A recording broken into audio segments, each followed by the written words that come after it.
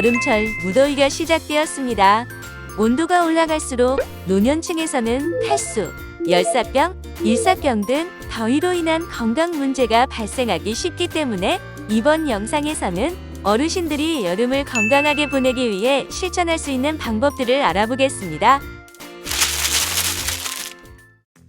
더운 여름 날씨에 장시간 땀을 흘리면 탈수가 발생할 수 있습니다. 탈수는 체내 수분과 전해질의 불균형을 초래하여 어지러움, 피로감, 두통 등을 유발할 수 있습니다. 특히 어르신들은 갈증을 잘 느끼지 못하는 경우가 많기 때문에 정기적으로 물을 마시는 것이 중요합니다. 체내 수분이 부족할 경우 갈증, 입마름, 소변량 감소, 소변색 짙어짐 등의 증상이 나타날 수 있습니다. 소변색을 통해 탈수 정도를 간단히 평가할 수 있으며 피부를 꼬집었을 때 피부가 원래 상태로 돌아오는 정도인 피부 긴장도 저하도 수분 부족의 증상 중 하나입니다. 세계보건기구의 광고에 따르면 하루 물 섭취량은 성인 기준 1.5에서 2리터입니다. 따라서 하루 8잔 이상의 물을 섭취하는 것이 좋겠지만 갈증이 난다고 너무 많은 수분을 섭취하는 것은 좋지 않습니다.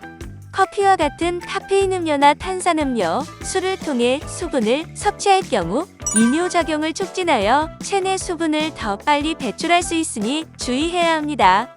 따라서 여름철에는 커피보다는 미지근한 물이나 보리차를 마시는 것이 좋습니다.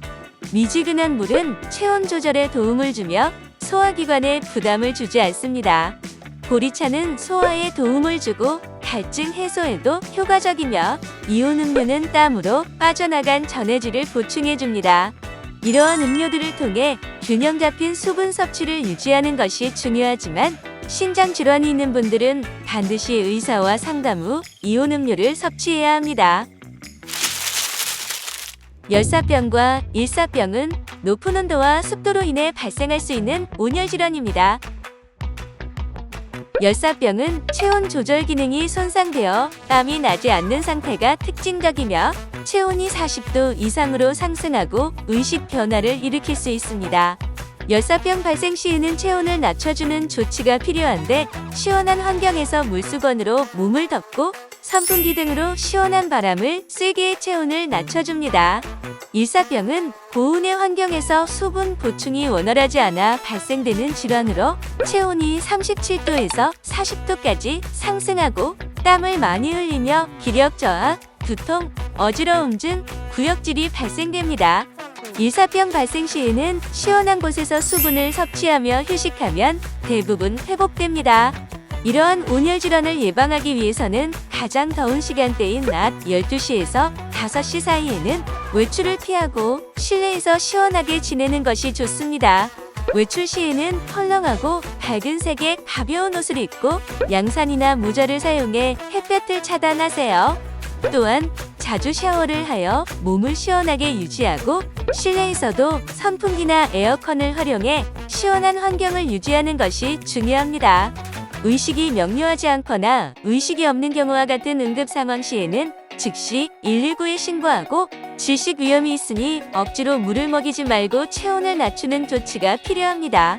구역질이나 구토가 심한 경우에는 수분 섭취가 어려울 수 있으므로 병원에서 수액 보충하는 방법을 통해 치료할 수 있습니다. 여름철에 에어컨을 사용할 때는 실내 온도를 26도에서 28도 사이로 유지하는 것이 좋습니다. 너무 낮은 온도는 냉방병을 유발할 수 있기 때문입니다. 냉방병은 실내외 온도 차이가 클 경우 발생하며 두통, 피로감, 소화불량 등의 증상을 유발합니다. 에어컨 사용 시에는 레지오넬라균의 위험을 줄이기 위해 주기적으로 필터를 청소하고 에어컨 사용 중에도 환기를 자주 시켜야 합니다. 2시간마다 최소 5분은 실내외 공기를 환기해주세요. 또한 실내에서 적절한 습도를 유지하기 위해 가습기를 사용하거나 물을 적신 수건을 걸어두는 것도 도움이 됩니다. 이렇게 간단한 건강 수칙들을 지킴으로써 여름철 무더위로 인한 건강 문제를 예방하고 건강한 여름을 보낼 수 있습니다. 어르신들의 건강한 여름나기를 위해 서울대학교 병원 강남센터 채널을 구독하고 정기적으로 건강 정보를 얻는 것 또한 잊지 마세요.